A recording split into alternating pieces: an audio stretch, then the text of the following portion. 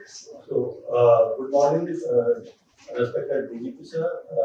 senior officials of PIB, and my dear colleagues and friends from media.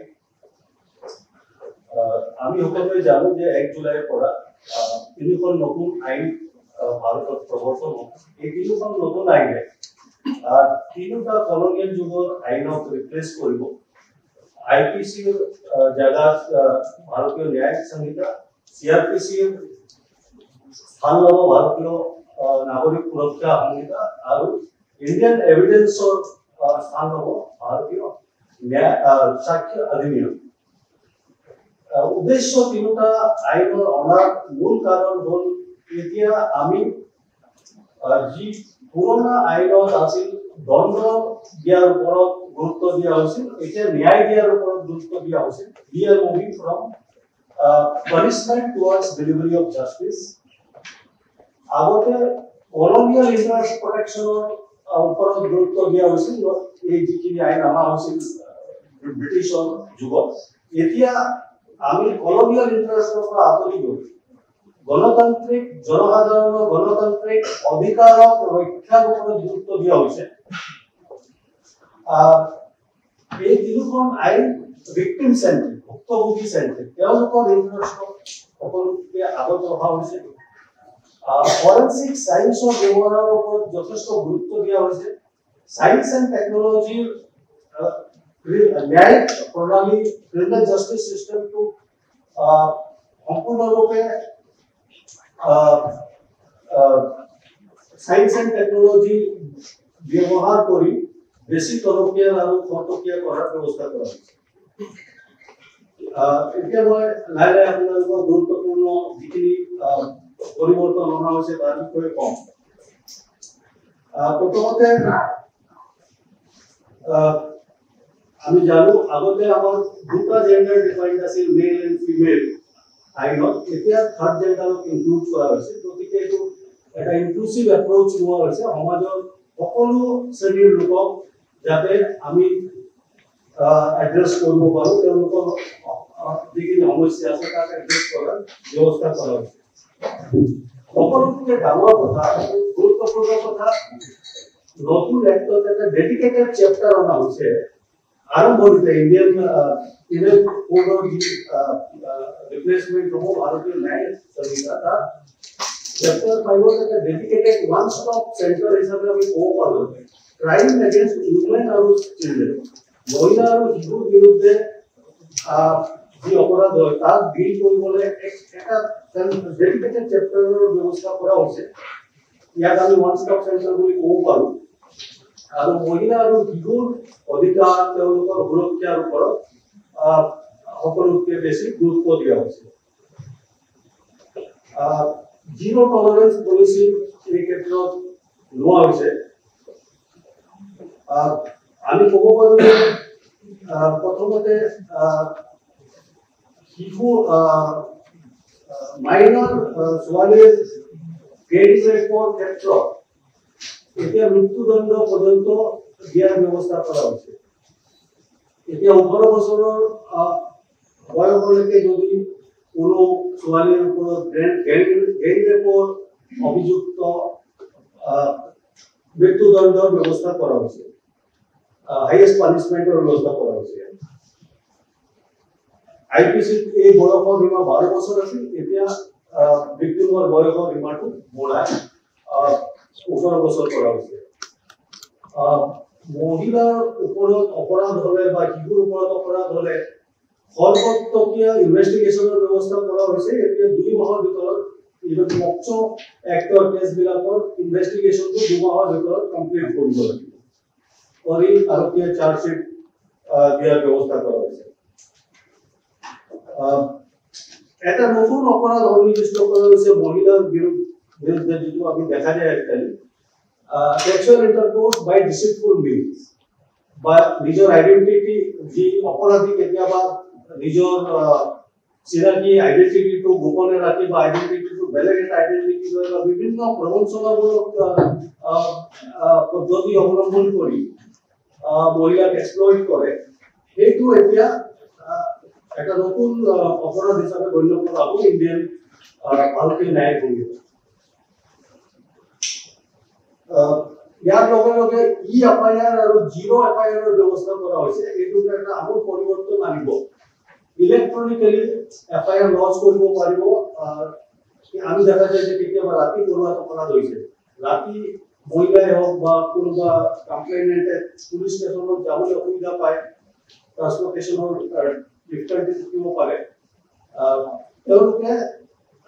ইলেক্ট্ৰনিকেলি ইনফৰমেশ্যনটো police ষ্টেচনত জনাব পাৰিব।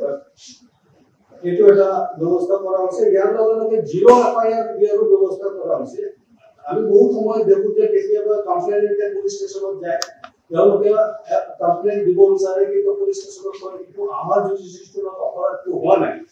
এইটো বেলেগ পুলিচ ষ্টেচনৰ জুৰিডিকশ্যনত হৈছে, আপুনি তাতে যাব লাগিব। বহুত ধৰণৰ হেচেল মানুহে মুখামুখি হয়। এতিয়া এইটো নহ'ব, যিকোনো পুলিচ ষ্টেচনত কমপ্লেইন লঞ্চ কৰিব পাৰিব। থানাৰ ওচিয়ে জুৰিডিকশ্যনৰ বেচিছত এফআইআৰ লঞ্চ কৰিবলৈ মানা কৰিব নোৱাৰে। এইটো এটা আমাৰ পিপল ফ্ৰেণ্ডলি ইয়াত ব্যৱস্থা কৰা হৈছে। ইয়াৰ লগে লগে আমি দেখিছো এটা নতুন ব্যৱস্থা মহিলাৰ সুৰক্ষাৰ কাৰণে কৰা হৈছে। বিবাহিত মহিলাৰ ক্ষেত্ৰত age for sexual consent has been raised from 15 to 18 years. গতিকে এক প্ৰকাৰে চাইল্ড মেৰেজ যিটো প্ৰব্লেম আছে তাকে এড্ৰেছ কৰা হৈছে আৰু তাৰ কাৰণে পানিশমেণ্টৰ ব্যৱস্থা কৰা হৈছে। গতিকে যদি কোনোবা লোকে 18 বছৰতকৈ তলৰ ছোৱালীক বিয়া কৰে, he can be prosecuted for the offense of rape.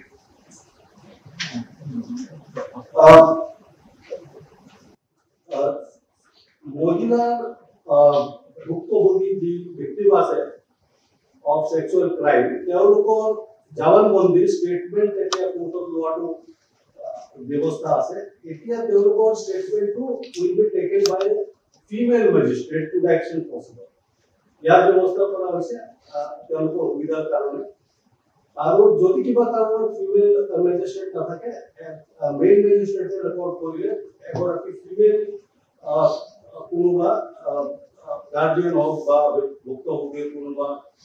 লোক উপস্থিত থাকিব লাগিব। In presence of some women basically কোৱা হৈছে। গতিকে দিছ ইজ এগেইন এইটো facility for keeping the interest of the victim. Audio video electronic মিনছৰ যোগেদি ষ্টেটমেণ্ট লোৱাৰ ব্যৱস্থা আছে। বহুত সময়ত এনেকুৱা ধৰণৰ ভিক্টিমসকলে কোৰ্টত আহি কোৰ্টত জবানবন্দী দিব লাগে, একিউজৰ ফেচ টু ফেচ হ'ব লাগে। This is not a very comfortable situation for a victim of crime, specially মহিলাৰ যদি ভিক্টিম হয়, তেওঁলোকৰ কাৰণে বাৰে বাৰে কোৰ্টত ট্ৰেভেল কৰি আহিব লাগিব। তাত অভিযুক্ত লোকো থাকে, তেওঁলোকৰ প্ৰেজেন্টৰ ষ্টেটমেণ্ট দিয়া কিছুমান অসুবিধা হয়। এতিয়া এইটো নাইকিয়া কৰা হৈছে। ভিডিঅ' কনফাৰেন্সিঙৰ যোগেদি তেওঁলোকে ষ্টেটমেণ্ট দিব পাৰিব, কোৰ্টে তেওঁলোকৰ সাক্ষী ল'ব পাৰিব। ইয়াৰ আগতে আমি জানো যে ভয়েৰিজম বুলি এটা অপৰাধ আছে। বেসিক্যালি যদি মহিলাৰ প্ৰাইভেচি ভংগ কৰি কোনোবাই ফটোগ্ৰাফি কৰে, ভিডিঅ'গ্ৰাফি কৰে আৰু এইটো সাৰ্কুলেট কৰে, that is an offence known as voyeurism. এতিয়ালৈকে only male could be booked for the offense of voyeurism. এগৰাকী মহিলাই যদি এই অপৰাধটো কৰিলেহেঁতেন এইটো অপৰাধ বুলি গণ্য কৰা হোৱা নাছিল। এইটো এতিয়া জেণ্ডাৰ নিউট্ৰেল কৰা হৈছে। Even a female can be booked for the offense of voyeurism now.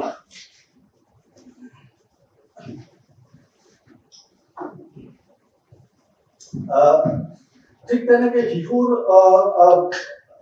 বিৰুদ্ধে যিখিনি অপৰাধ হয় তাত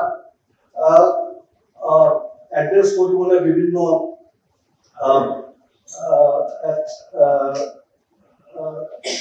স্টেপছ লোৱা হৈছে।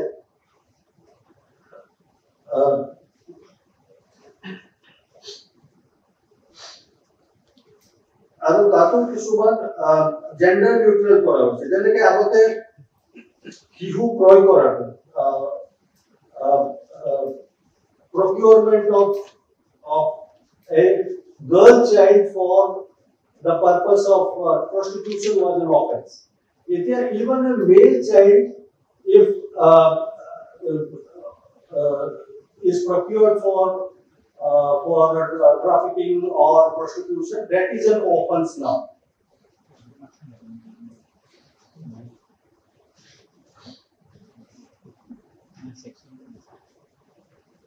ইয়াতে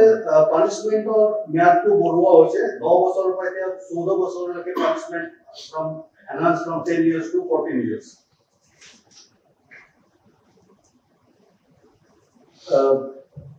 ঠিক তেনেকে যদি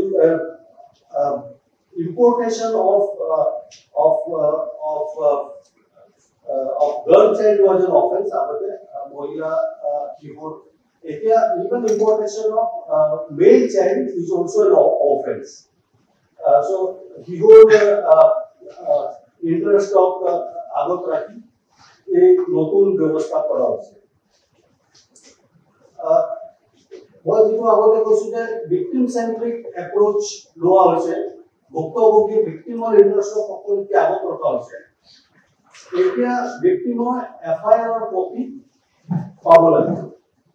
আগতে অকল ইনফরমেন্ট FIR কপি দিয়াৰ ব্যৱস্থা আছিল এতিয়া ইনফৰমেন্টৰ লগে লগে ভিকটিম যি গৰাকী ভুক্তভোগী তেওঁকো FIR কপি দিয়াৰ ৰাইট কৰা হৈছে so write off victim is kept on the top. ঠিক তেনেকে 90 দিনৰ ভিতৰত তদন্তকাৰী পুলিচ ষ্টেচনত जी जोने तदন্ত কৰে 90 দিনেৰ ভিতৰত ব্যক্তিগত ভুক্তভোগীক progress of investigation to জনাব লাগে এই ইনভেস্টিগেশন কি হইছে so it is again a right of the victim to know the progress of investigation within 90 days জনোৱাৰ ব্যৱস্থা কৰা হৈছে আমি আগত ব্যৱস্থা আছে সৰকাৰে গোচৰ কেস প্ৰসিকিউশনৰ পৰা উদ্ধাৰ কৰাৰ ব্যৱস্থা আছে এইটো এতিয়াও আছে কিন্তু এতিয়া victimক শুনানি কৰাৰ ব্যৱস্থা কৰা হৈছে so before withdrawal of any case from prosecution victim will have a right to say or state his or her তেওঁৰ যি ক'বলগীয়া আছে সেইটো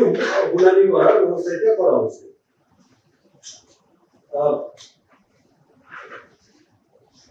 আৰু এটা গুৰুত্বপূৰ্ণ ব্যৱস্থা কৰা হৈছে property attachment. So for any crime, jok aparadhiye property proceeds of crime or the property police এই property ke liye even during investigation attachment or ব্যবস্থা আছে কোর্টে এটো অ্যাটাচ কৰিব পাৰে আৰু অ্যাটাচ কৰি তা ফেয়াৰ শেয়াৰ ভিক্টিমক দিয়াৰ ব্যৱস্থা কৰা আছে আগতে এটো খুব ডিফিকাল্ট আছিল আৰু খুব ৰেয়াৰ কেছত কৰিব পাৰিছে প্ৰিভেনশন অফ কৰাপশন এক্টত আছিল বা মানি লণ্ডাৰিং এক্টত আছিল খুব কিছুমান এতিয়া সকলো ধৰণৰ অপৰাধতে এই ব্যৱস্থা কৰা হৈছে গতিকে অপৰাধীয়ে যদি তেওঁলোকে অপৰাধ কৰি যি প্ৰপাৰ্টি একুমুলেট কৰিছে সেইটো এটাচমেন্টৰ ব্যৱস্থা কৰা হৈছে আৰু তাৰ ডিস্ট্ৰিবিউশনৰো ভিক্টিমক দিয়াৰ ব্যৱস্থা কৰা হৈছে আমি যেনেকৈ কি বলতে কৈছো কমিউনিটি সাৰ্ভিস ইয়াৰ এটা পানিশমেন্ট হিচাপে অনা হৈছে ইয়াৰ কেইবাটাও লাভ হ'ব এটা কথা হ'ল যেতিয়া কমিউনিটি সার্ভিস হ'ব অবভিয়াসলি কমিউনিটিৰ লাভ হ'ব যি বিভিন্ন ধৰণৰ community service as a punishment দিলে যি অপৰাধী তেওঁলোকে কমিউনিটি সাৰ্ভিস কৰিব তাৰ পৰা কিন্তু only petty offense of community service over যেনেকে theft যদি কোনোবা চুৰি কৰে up to 5000 বেলুন যদি কাৰোবাক কনভিকশন কৰা হয় কোৰ্টে তেতিয়া জেললৈ পঠিয়াব নপঠিয়াই বা মনিটৰি ফাইন ইম্পোজ নকৰে কমিউনিটি সাৰ্ভিস কৰাৰ কাৰণে দণ্ড দিব পাৰে সো কমিউনিটি সাৰ্ভিস ইয়াৰ দ্বাৰা আমি জেলৰ যিটো ওভাৰ ক্ৰাউডিঙৰ এটা আমি প্ৰব্লেম দেখো সেইটো দূৰ হ'ব community benefited হ'ব plus social reintegration approach ইয়াতে আছে আমি তেওঁ পেটি ক্রিমিনাল সকলক সমাজৰ মূল হুতিলে অনাৰ এটা প্ৰচেষ্টা কৰা হৈছে তেওঁলোকে জেলত গলে জেলত হাৰ্ডেন ক্ৰিমিনালৰ লগত লগ লাগি আৰু হাৰ্ডেন ক্ৰিমিনাল হ'ব পাৰে এইটো দূৰ কৰাৰ কাৰণে কমিউনিটি সাৰ্ভিস মিশন এটা ব্যৱস্থা কৰা হৈছে so for petty offenses community service as a punishment অনা হৈছে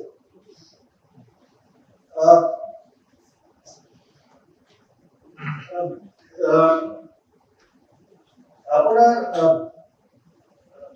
বয়সীয়াল লোকৰ কাৰণে এটা বিশেষ ব্যৱস্থা কৰা হৈছে যদি ইনভেস্টিগেশনৰ কোনোবা মানুহ পুলিশ স্টেশনলৈ মাতে ইনভেস্টিগেশন অফিসাৰে স্টেটমেন্ট দিবলৈ আগতে আছে যে মহিলা বা শিশু মাতাৰ ৰেষ্ট্ৰিকশন আছে তেওঁলোকৰ ঘৰত গৈ স্টেটমেন্ট দিব ব্যৱস্থা আছে এতিয়া 60 ইয়াৰ্ছৰ ওপৰত হ'লেও তেওঁলোকক পুলিচ ষ্টেচনত মাতিব নোৱাৰিব তেওঁলোকৰ ঘৰত গৈ স্টেটমেন্ট ল'ব লাগিব আৰু যদি কোনোবা একিউট ইলনেছ বেমাৰত ভুগি থাকে তেতিয়া হ'লেও স্টেটমেন্টটো তেওঁলোকৰ ঘৰত ল'ব লাগিব পুলিচ ষ্টেচনত মাতিব নোৱাৰিব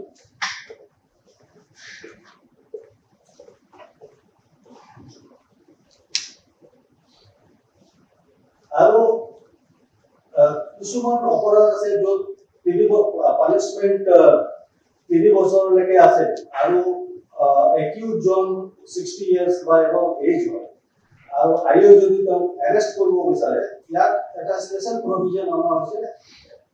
সেই এৰেষ্ট কৰিবলৈ এটলিষ্ট ডিএসপি ৰেংক অফিচাৰৰ অনুমতি ল'ব লাগিব সো ইয়াত চেকছ এণ্ড বেলেন্স অনা হৈছে যাতে আননেচেসাৰিলি ফৰ বৈবিধ্য লোকক এৰেষ্ট কৰা নহয় প্ৰপাৰ গ্ৰাউণ্ড থাকিলে এগৰাকী সিনিয়ৰ অফিচাৰে এইটো চাই মেলি পাৰমিশ্যন দিলে এৰেষ্ট কৰিব পাৰে খুব গুৰুত্বপূৰ্ণ পৰিৱৰ্তন অনা হৈছে এতিয়া ইউজ অফ ফৰেনচিক সায়েন্স আৰু টেকনলজি সাৰ্চ এণ্ড সিজাৰ প্ৰচিজাৰ দিয়াৰ আৰু সিন অফ ক্ৰাইম এতিয়া 1 জুলাইৰ পৰা 100% ভিডিওগ্ৰাফি কৰাটো বাধ্যতামূলক ম্যান্ডেটৰি আমি দেখো যে বহু সময়ত সাৰ্চ এণ্ড সিজাৰৰ ওপৰত বহুত ধৰণৰ অভিযোগ আহে যে সিজাৰটো ভালকে কৰা নাই ক্ৰাইম সিনটো ম্যানিপুলেট কৰা হৈছে বা কেতিয়াবা এইবিলাক কাৰণত কোৰ্টতো কেছবিলাক ফেইল হয় এতিয়া সম্পূৰ্ণ সাৰ্চ আৰু সিজাৰ প্ৰচিডিউৰটো ভিডিওগ্ৰাফি কৰিব লাগে আৰু ওই ভিডিওগ্ৰাফিৰ কপি কোৰ্টক দিব লাগে গতিকে এনে ধৰণৰ অভিযোগ যিবিলাক আহে সেইবিলাকৰ একে অৱকাশ নাথাকিব ই এটা ইনভেষ্টিগেশ্যনৰ স্বচ্ছতা পাৰদৰ্শিতা আনিব total ট্ৰান্সপাৰেন্সি so entire seizure procedure in videograph there is no scope for any manipulation anywhere so complete transparency will be there in investigation আৰু বহুত সময়ত আমি দেখো যে সিজাৰ প্ৰচিডিউৰটো সিজাৰ উইটনেছ সকল কোৰ্টত গৈ হস্টাইল হৈ যায় বহুত বিভিন্ন কাৰণ থাকিব পাৰে এতিয়া কিন্তু সেইটো স্কোপটো কমি যাব কাৰণ গোটেই প্ৰচিডিউৰটো ভিডিওগ্ৰাফ হৈ আছে গতিকে খুব হস্টাইল হোৱাৰো গ্ৰাউণ্ড নাথাকিব আৰু যিহেতু এটা কমপ্লিট ট্ৰান্সপাৰেন্ট পদ্ধতিৰে ভিডিওগ্ৰাফ কৰা হ'ব আৰু কোৰ্টক উইদাউট ডিলে কোৰ্টৰ কপি দিব লাগিব গতিকে কোৰ্টৰ ওচৰতো কপি থাকিব ভিডিওগ্ৰাফি কোৰ্টে চাব পাৰিব গতিকে এটা ট্ৰান্সপাৰেন্সি অনা হৈছে আৰু ইনভেষ্টিগেশ্যনটো যাতে প্ৰপাৰলি কৰা যায় আৰু কোৰ্টত যাতে কেছবিলাক সঠিকভাৱে আনিব পৰা যায় থাকি সেইটোৰ ব্যৱস্থা কৰা যায়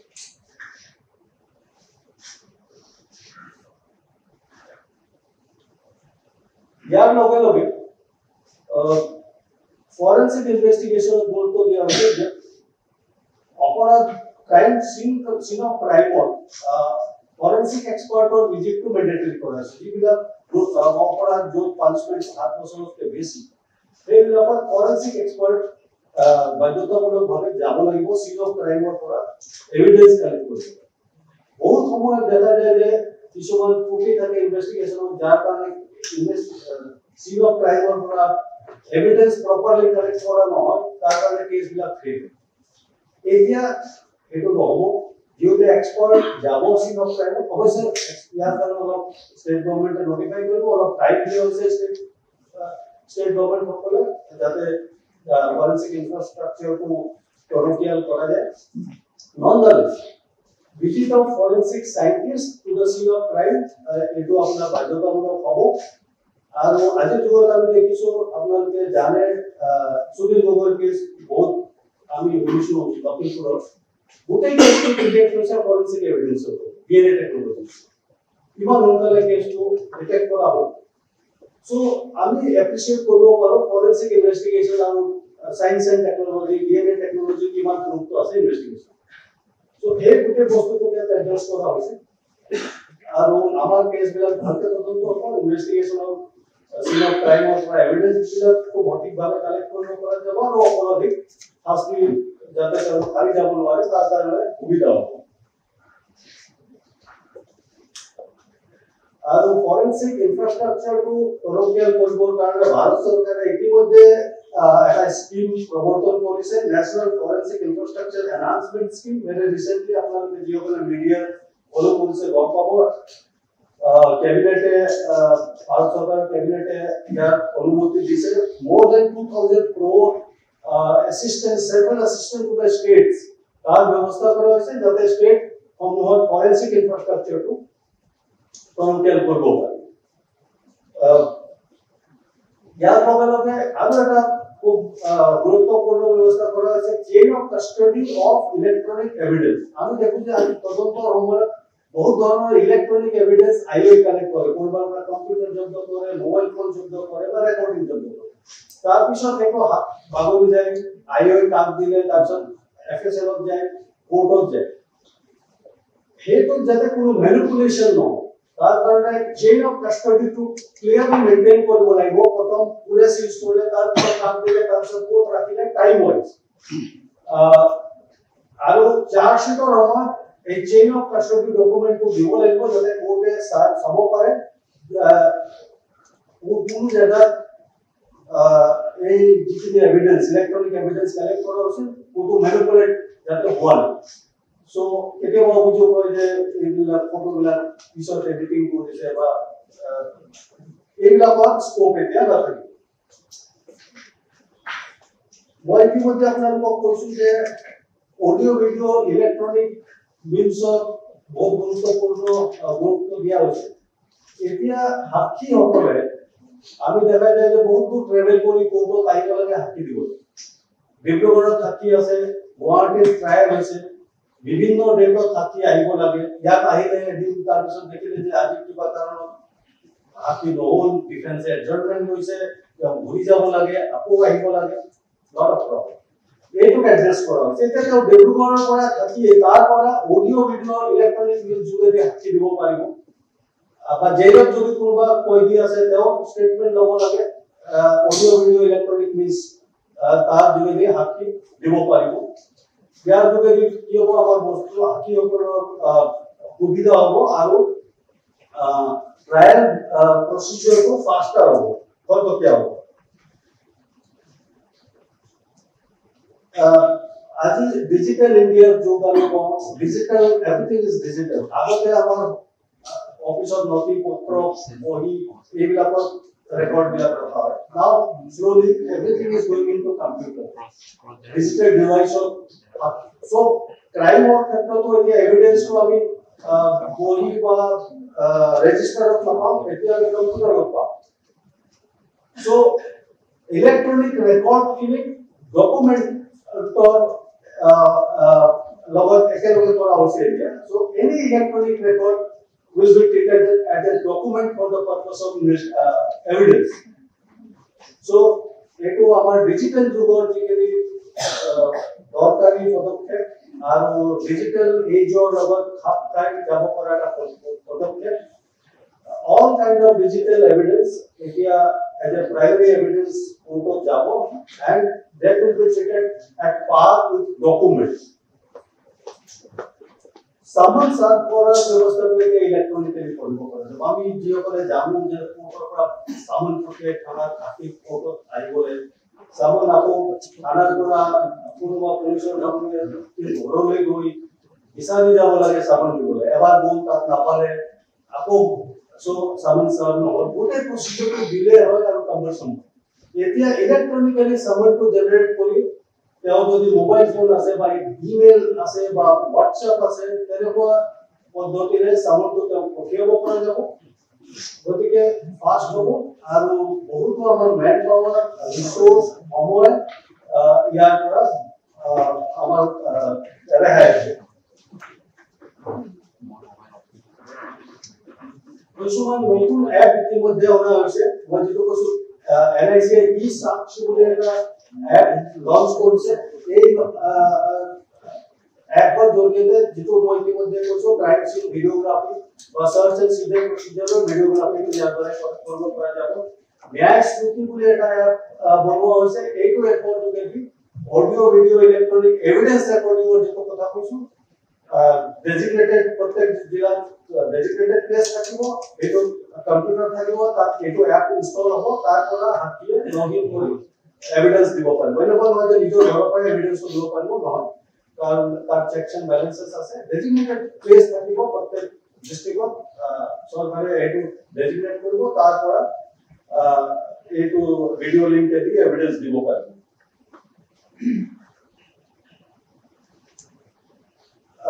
disposal of court property আমি বিভিন্ন সময় মালখানা বা পুলিশ স্টেশনে গলে আপোনালোকে দেখে যে প্লাটার হইছে বহুত বস্তু তেওঁলোকে সিজ কৰে এজ এভিডেন্স আৰু মালখানাৰ লিমিটেড স্টোৰেজ ক্যাপাসিটি আছে আৰু তাত ওভাৰ ক্ৰাউডিং হয় আৰু ফিল্টাৰেজৰো মাঝে মাঝে আমি কেতিয়াবা তাৰ পৰা বস্তু ফিল্টাৰেজ হোৱাৰো অভিযোগ পাওঁ এতিয়া এটা নতুন ব্যৱস্থা অনা হৈছে বিএনএসএস তাতে ম্যাজিস্ট্ৰেটে উইদিন 14 ডেজ যিখিনি সিজ প্ৰপাৰ্টি তাৰ স্টেটমেন্ট লব ভিডিওগ্ৰাফি কৰিব ফটোগ্ৰাফি কৰিব আৰু পৰৱৰ্তী পৰ্যায়ত ট্ৰায়ালত দিস স্টেটমেন্ট ভিডিওগ্ৰাফি আৰু ফটোগ্ৰাফি এটো এভিডেন্স হিচাপে ব্যৱহাৰ কৰিব পাৰিব আৰু যদি হে প্ৰপাৰ্টি বিশেষ দৰকাৰ নাই ৰাখা এটো ডিসপোজাল কৰিব পাৰিব গতিকে আপোনাৰ থানা বা কোৰ্টৰ মালখানাত ক্লাটাৰিং নহব ইয়াৰ এটা ব্যৱস্থা কৰা হৈছে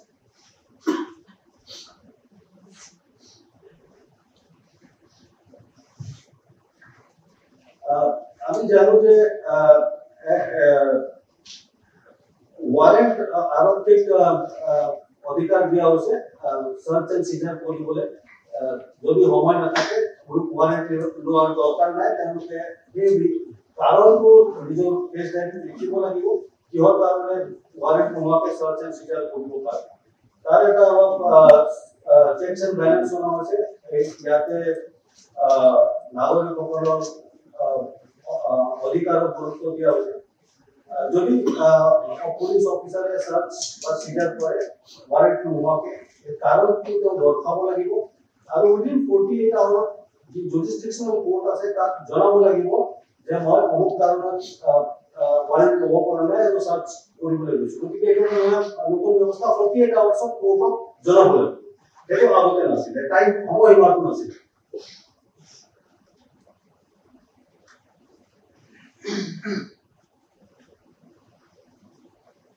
তাৰপিছত এতিয়া আমি বিভিন্ন সময়ত দেখিছিলো যে মিছা অভিযোগ দিয়ে কেতিয়াবা কোৰ্টত গৈ কমপ্লেইন দিয়ে আৰু মানুহক হাৰাশিং কৰিবলৈ কিছুমান অভিযোগ আনে কাৰোবাৰ লগত পাৰ্সোনাল এনিমিটি আছে কাৰোবাৰ কিবা কাৰণত মিছা অভিযোগ আনে এতিয়া যদি কোৰ্টত কোনোবাই ডাইৰেক্টলি কমপ্লেইন দিবলৈ যায় কাৰোবাৰ বিৰুদ্ধে তেতিয়াহ'লে তাৰ কিছুমান চেকছ এন্ড বেলেন্স দিয়া হৈছে তেওঁৰ কোন এফিডেভিট দিব লাগিব যে প্ৰথমতে পুলিশ ষ্টেচনত গৈছিল এফআইআৰ দিব পুলিশ ষ্টেচনে ৰেজিষ্টাৰ কৰা নাই বা এসপি দিছিল এসপি ৰেজিষ্টাৰ কৰা নাই তাৰ কাৰণে হে তেওঁ কোৰ্টত গৈছিল ডাইৰেক্টলি কোৰ্টত গ'লে কি একচেপ্টেবল নহব সো এইটো এটা চেকছ এন্ড বেলেন্স হোৱা হৈছে আৰু কোৰ্টও পুলিশৰ পৰা এটা ৰিপৰ্ট ল'ব যে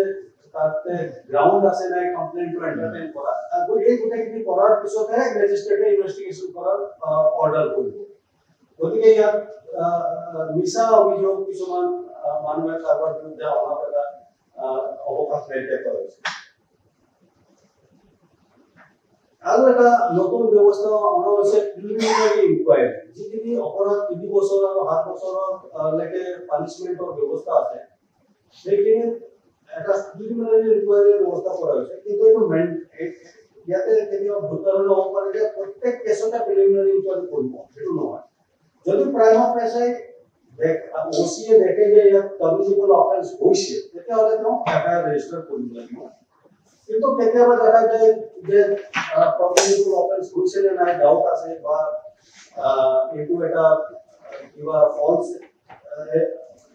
কমপ্লেইন কোনোবাই আনিছে কাৰোবাৰ হাৰাশাস্তি কৰিবৰ কাৰণে তাত প্ৰিলিমিনাৰী ইনকুৱাৰীৰ ব্যৱস্থা কৰিছে। তেওঁ এটা প্ৰিলিমিনাৰী এফআইআৰ ৰেজিষ্টাৰ কৰাৰ আগতে ইনকুৱাৰী কৰিব।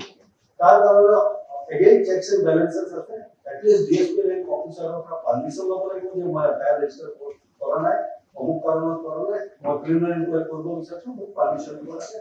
ডিএসপি ৰেংকৰ অফিচাৰে পাৰমিশন দিব, তাৰপিছত উইদিন 40 days কিন্তু প্ৰিলিমিনাৰী ইনকুৱাৰী কমপ্লিট কৰি এটা ডিসিশন ল'ব লাগিব এফআইআৰ ৰেজিষ্টাৰ কৰা বা নকৰা। আকৌ কমপ্লেইনটক জনাব লাগিব। কমপ্লেইনটে যদি এফআইআৰ ৰেজিষ্টাৰ কৰা নাই আৰু কমপ্লেইন যদি স্যাটিসফাই নহয় তেওঁ এসপিৰ অফিচত আকৌ আবেদন কৰিব পাৰিব। তাতো যদি তেওঁ সন্তুষ্ট নহয় আদালতত গৈ এপ্লিকেশন কৰিব পাৰিব।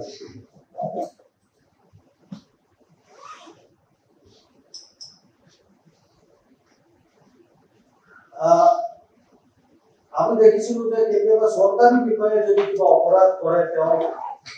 during the course of official duty তার কারণে একটা ব্যবস্থা আছে যে প্রসিকিউশন তেওঁ সরকারি বিষয়ে যদি প্রসিকিউট কৰিব লাগে কিবা অপৰাধৰ কাৰণে যিটো তেওঁ কৰিছে during the course of his or her official duty prosecution sanction সৰকাৰৰ পৰা ল'ব লাগে। বহুত সময়ত আমি দেখো সেইটো prosecution sanction দিয়া পলম হয় আৰু কেছটো কৰি থাকে। এতিয়া তাৰ সময়সীমা বান্ধি দিয়া হৈছে যে 120 days য'ৰ ভিতৰত স্যাংশনিং অথৰিটিয়ে প্ৰসিকিউশন স্যাংশন দিব লাগিব আৰু যদি কোনো প্ৰসিকিউশন স্যাংশন নিদিয়ে বা কোনো ক্লাৰিফিকেশন বা কিবা কাৰণ জাস্টিফাইবল গ্ৰাউণ্ড নাই তেতিয়াহ'লে যদি 120 days 120 দিনৰ ভিতৰত যদি স্যাংশন নিদিয়ে it will be deemed to have been given. গতিকে স্যাংশনটো মানি লোৱা যাব যে স্যাংশন দিয়া হৈছে। গতিকে এতিয়া বিলে নহ'ব বস্তুবিলাক সৰ্বতে হ'ব আৰু 3 মাহৰ ভিতৰত স্যাংশনিং অথৰিটিয়ে ডিচিজন ল'ব লাগিব। স্যাংশন দিয়ে বা নিদিয়ে সেইটো জনাব লাগিব। যদি তাৰ ওপৰত বহি থাকে তেতিয়াহ'লে 3 মাহ 120 days উকলি যোৱাৰ পিছত এইটো মানা যাব যে প্ৰসিকিউশন স্যাংশন দিছে আৰু কোৰ্টে কগনিজেন্স লৈ আগবাঢ়িব পাৰিব।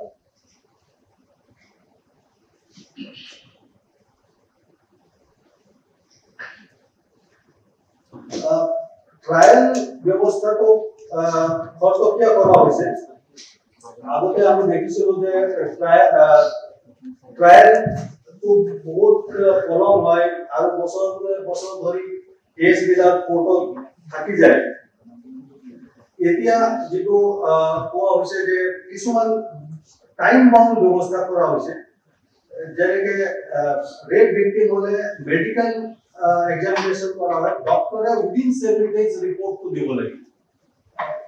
আগতে এনেকুৱা সময়সীমা নাছিলে, 1 মাহ 2 মাহ কেতিয়াবা বহুত কমকে ৰিপোৰ্ট দিয়ে যাৰ কাৰণে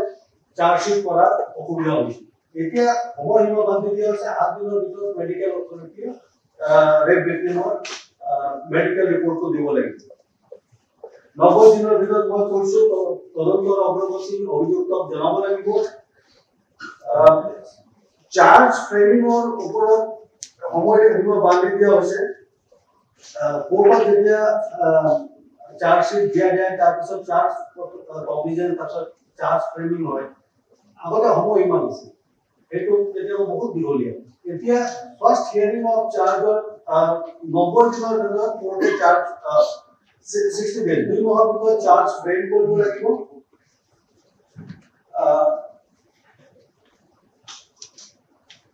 আৰু অভিযুক্ত যদি within 60 days from the hearing of charge তেওঁ যদি কিবা অভিযোগ আপত্তি আছে discharge application দিব পাৰিব but not beyond after 60 days. So কোৰ্টেও শুনানিৰ প্ৰথম শুনানিৰ পৰা 60 days ভিতৰত চাৰ্জ ফ্ৰেম কৰাৰ ব্যৱস্থা কৰা হৈছে আৰু অভিযুক্ত হেতু ইনঅৰ্ডিনেট ডিলে কৰি পৰৱৰ্তী সময়ত গৈ ডিসচাৰ্জ পিটিশন দিব লাগিব উইদিন 60 days ডিসচাৰ্জ পিটিশন দিব লাগিব ইয়াৰ লগে লগে ট্ৰায়াল ইন এবসেন্সিয়াৰ ব্যৱস্থা কৰা হৈছে আমি দেখিছিলো যে যদি কোনোবা অভিযুক্ত মাজে মাজে পলাই যায় আত্মগোপন কৰি থাকে আৰু যদি তেনেকুৱা হয় এক্সপন্ড কৰে ট্ৰায়ালটো ৰখি যায় আমাৰ এক্সিস্টিং সিআৰপিসি অভিযোগ বা তেওঁৰ অধিবক্তা নাথাকিলে ট্ৰায়ালটো আগবঢ়াই নিব পৰা ব্যৱস্থা নাছিল গতিকে এইটো খুব ইজি আছে কিছুমান ক্ৰিমিনেল পলাই যায় কৰবা ইয়াৰ পৰা ট্ৰায়াল কৰি গুচি গ'ল কৰবা বেলেগত গৈ তাৰ আত্মগোপন কৰি আছে নো প্ৰগ্ৰেছ ইন ট্ৰায়াল বছৰ বছৰ ধৰি ট্ৰায়ালটো হৈ থাকে এতিয়া এইটো এড্ৰেছ কৰা হৈছে এতিয়া এইটো কৰিব নোৱাৰিব এতিয়া আদালতে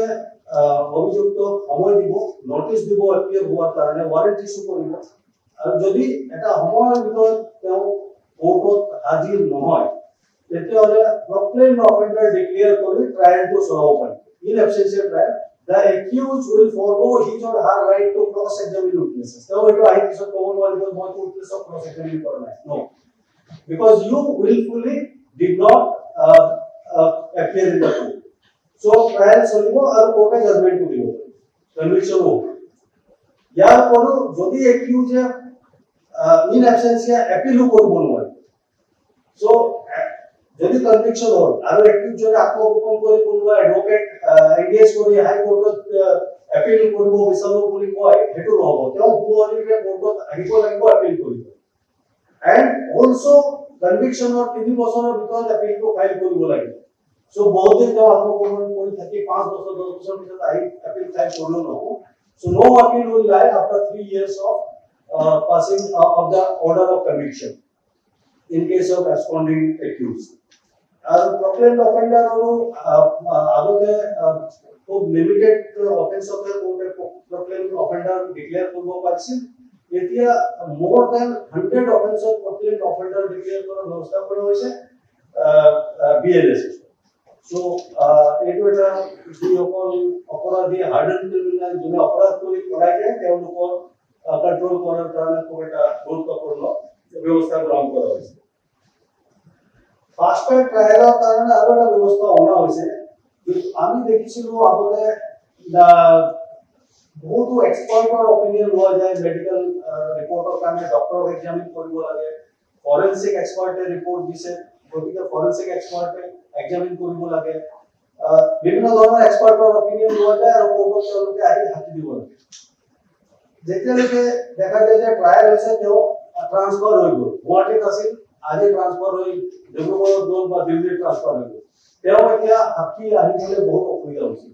এতিয়া মানুহজন দিল্লীত আছে বা বহুত সময় দেখা যায় ৰিটায়াৰ হৈ গৈছে বা এক্সপায়াৰ্ড হৈছে বা কোনো কাৰণত ইনভেলিড তেওঁ বেমাৰ হৈছে আহিব নোৱাৰে এইবিলাকৰ কাৰণত ট্ৰায়ালবিলাক ডিলে হৈছে এতিয়া যদি এক্সপাৰ্টৰ অপিনিয়নটো ডিসপিউট নকৰে ইদাৰ পাৰ্টি প্ৰসিকিউশন বা উইটনেছে গতিকে এক্সপাৰ্টৰ মতাৰ দৰকাৰ নাই if the expert report is not disputed in the court secondly if the expert is not available for any reason transfer hole retire hole mrityu hoise bemar hoise his or her successor will come and give evidence gotike etia তেওঁ বিচাৰি কৰি delay কৰিব নোৱাৰে গতিকে তেওঁৰ জেগাত যিজন ব্যক্তি আহিছে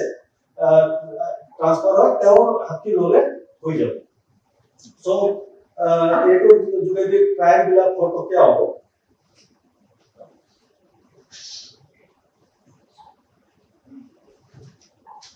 property forfeiture কথাটো মই আগতে কৈছো আপোনালোকক যে এতিয়া অপৰাধীয়ে ট্ৰায়াল কৰি যিকোনো কাণ্ড কৰি যদি প্ৰপাৰ্টি বনাই সেইবিলাক কোৰ্টে এটাচমেন্ট কৰিব পাৰিব আগতে এইটো ব্যৱস্থা নাছিলে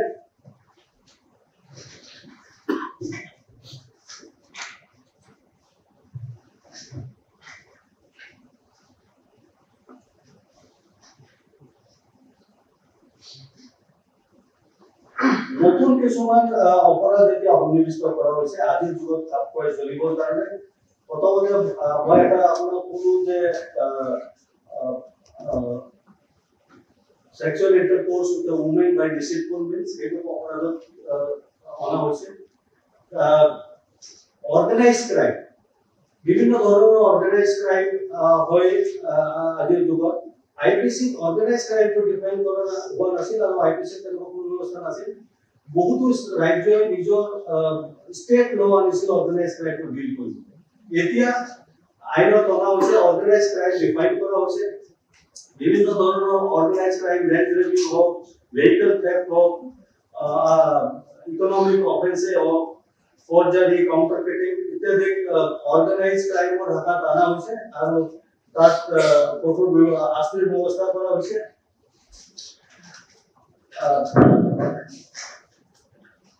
টেৰৰিজমকো এতিয়া এই আইনত অনা হৈছে IPC টেৰৰিজমকো ডিফাইন কৰা হোৱা নাছিল পৰৱৰ্তী সময়ত টেৰৰিজমক ডিল কৰিবলৈ আনলফুল এক্টিভিটিজ প্ৰিভেনশ্যন এক্টৰ নিচিনা এইবিলাক অনা হৈছিল স্পেচিয়েল এক্ট এতিয়া নতুন ভাৰতীয় ন্যায় সংহিতা টেৰৰিজমক সন্নিৱিষ্ট কৰা হৈছে টেৰৰিজম ডিফাইন কৰা হৈছে ইয়াৰ লগে লগে গ্লোবেল টেৰৰিজমকো এড্ৰেছ কৰা হৈছে যদি কোনোবাই বিদেশত থাকি ভাৰতৰ বিৰুদ্ধে ভাৰতত কোনোবা জেগাত টেৰৰিষ্ট এক্ট কৰিবলৈ এমেন্ডমেন্ট কৰে তেওঁকো এতিয়া অপৰাধৰ হাতত অনা হৈছে আমি জানো যে terrorism is a global problem ইয়াত পৃথিৱীৰ যিকোনো জেগাত থাকি বেলেগ জেগাত টেৰৰিষ্ট এক্টিভিটি কৰিব পাৰে সেইটোকে এতিয়া এড্ৰেছ কৰা হৈছে আৰু ফৰেন কান্ট্ৰীত যদি কিবা ইলেক্ট্ৰনিক এভিডেন্স পোৱা যায় সেইটোকো এতিয়া ভাৰতত আমি এভিডেন্স ইউজ কৰিব পাৰিম স্নেচিং এটা অপৰাধ আমি দেখিছো যে মোবাইল স্নেচিং হয় বা মহিলা চেইন স্নেচিং হয় আগতে স্নেচিংটো IPC ডিফাইন কৰা হোৱা নাছিল এইটো এটা ব্ৰড কেটেগৰী চুৰি বা ৰবাৰী তেনেকুৱা এটা সেকশনৰ যোগেদি তাত IPC এড্ৰেছ কৰা হৈছে এতিয়া স্নেচিংটো এটা অপৰাধ হিচাপে স্পেচিফিকেলি অনা হৈছে নতুন আইনত ঠিক তেনেকৈ জীৱ জন্তুৰ প্ৰতি এটা ক্ৰুৱেল্টি এগেইনষ্ট এনিমেলটো এড্ৰেছ কৰা হৈছে জন্তু এটা হত্যা কৰা বা অক্ষম কৰাৰ বাবে 5 বছৰ পৰ্যন্ত কাৰাদণ্ডৰ ব্যৱস্থা কৰা হৈছে নতুন আইনখনত তো এনিমেলৰ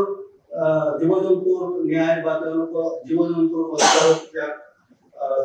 সন্নিৱিষ্ট কৰা হৈছে মব লিঞ্চিংকো অনা হৈছে আমি বিভিন্ন সময়ত দেখো যে মব লিঞ্চিংৰ ঘটনা হয় আগতে মব লিঞ্চিং বুলি ডিফাইন নাছিলে এতিয়া মব লিঞ্চিং প্ৰব্লেমটো এড্ৰেছ কৰিবলৈ মব লিঞ্চিং IPC BNS সন্নিৱিষ্ট কৰা হৈছে য'ত মব লিঞ্চিং হলে মৃত্যুদণ্ড বা আজীবন কাৰাবাস শাস্তিৰ ব্যৱস্থা কৰা হৈছে ৰেচ এণ্ড নেগলিজেন্স এক্ট আমি দেখো যে এক্সিডেন্ট ড্ৰাংকেন ড্ৰাইভিং আমি ডেইলি দেখি থাকো যে মৃত্যু হয় এক্সিডেন্টত ড্ৰাইভাৰে ড্ৰাংকেন ড্ৰাইভিং কৰি বা ৰেচ এণ্ড নেগলিজেন্স এক্ট কৰে ড্ৰাইভিং কৰি এক্সিডেন্ট কৰে য'ত যাৰ ফলত মৃত্যু হয় মানুহৰ বা এতিয়া ৰেচ এণ্ড নেগলিজেন্স এক্টত যদি কাৰোবাৰ মৃত্যু হয় অপৰাধী আগতে 2 বছৰলৈকে পানিশমেন্টৰ ব্যৱস্থা আছিল এতিয়া 5 বছৰলৈকে পানিশমেন্টৰ ব্যৱস্থা কৰা হৈছে গতিকে এই ধৰণৰ ৰেচ এণ্ড নেগলিজেন্স এক্টক এড্ৰেছ কৰা হৈছে কিন্তু ইয়াৰ লগে লগে মেডিকেল প্ৰফেশ্যনৰ লোকক কিছু ৰেহাই দিয়া হৈছে যাতে ডক্টৰসকল unnecessary harassment হ'ব নোৱাৰে গতিকে কিবা যদি ৰেচ এণ্ড নেগলিজেন্স এক্টৰ অভিযোগ কোনোবা চিকিৎসকৰ ওপৰত যদি উঠে তেতিয়াহ'লে তাত কিন্তু তেওঁলোকৰ 2 বছৰলৈকে পানিশমেন্টৰ ব্যৱস্থা আছে গতিকে তেওঁলোকৰ এটা ইয়াৰ ব্যৱস্থা কৰা হৈছে আণ্ডাৰ ট্ৰায়েল সকলৰ জাষ্টিছ বা gel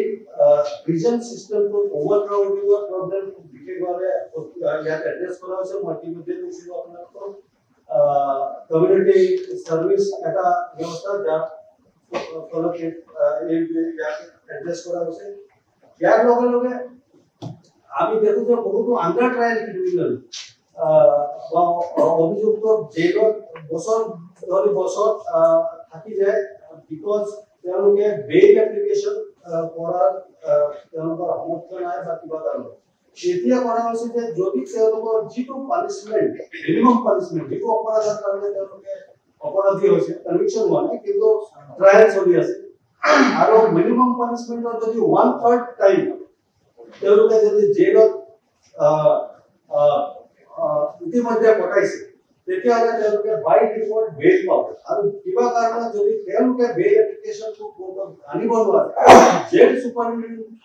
is now guardian for that jail সুপাৰিনটেণ্ডেণ্টে এই ব্যৱস্থা কৰিব লাগিব তেওঁলোকৰ বেইলৰ কাৰণে এপ্লিকেশ্যন দিব লাগিব আৰু সেই ধৰণৰ অপৰাধী যোনে already 1/3 of their minimum punishment respect এইটো তেওঁলোকে কটাইছে আৰু কেছটো এতিয়াও কনভিকশ্যন হোৱা নাই ট্ৰায়েল চলি আছে তেওঁলোকে বেইল পোৱাৰ ব্যৱস্থা কৰা হৈছে ঠিক তেনেকে এইটো অৱশ্যে ফাৰ্ষ্ট টাইম অফেণ্ডাৰৰ কাৰণে হ'ব ৰিপিট অফেণ্ডাৰৰ কাৰণে নহয়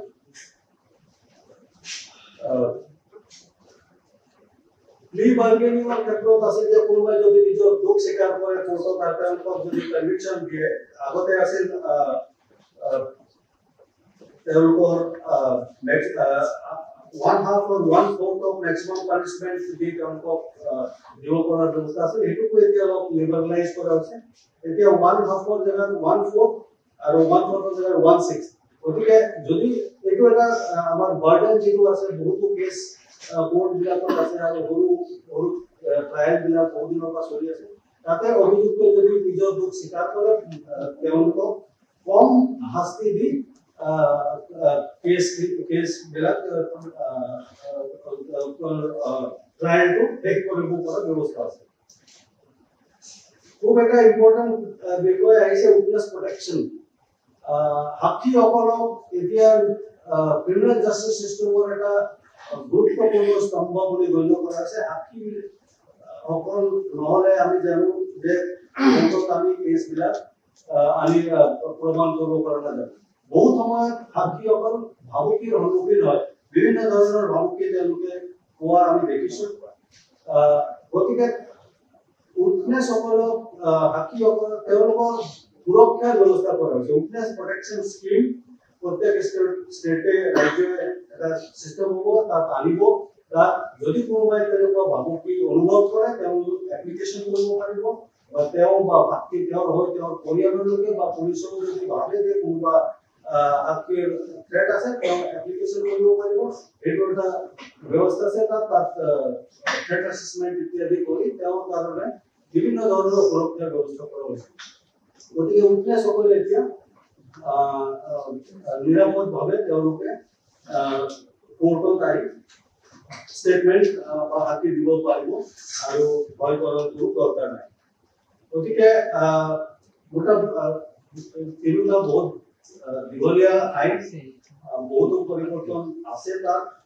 যিখিনি গুৰুত্বপূৰ্ণ পৰিৱৰ্তন মই আপোনালোকক ক'লো মই আকৌ এবাৰ ক'ম যে এই তিনিখন আইনে ভুক্তভোগী ভিক্টিম চেন্ট্ৰিক হয় তেওঁলোকৰ হিত ৰক্ষা কৰিব গণতান্ত্ৰিক অধিকাৰ যি ৰাইজৰ সেইটো ৰক্ষা কৰিব সায়েন্স এণ্ড টেকনলজিৰ ব্যৱহাৰ কৰি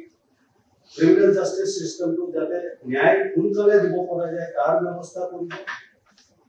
আৰু জাষ্টিচ ডেলিভাৰীটো যাতে ডিলেড নহয় এটা সময়ৰ ভিতৰত যাতে জাষ্টিচটো ডেলিভাৰ কৰা যায় তাৰ ব্যৱস্থা আছে গতিকে সম্পূৰ্ণ ক্ৰিমিনেল জাষ্টিচ চিষ্টেমটো ট্ৰান্সপাৰেণ্ট হ'ব ফাষ্টাৰ হ'ব আৰু ৰাইজে খুব সোনকালে ন্যায় পাব এই উদ্দেশ্য দি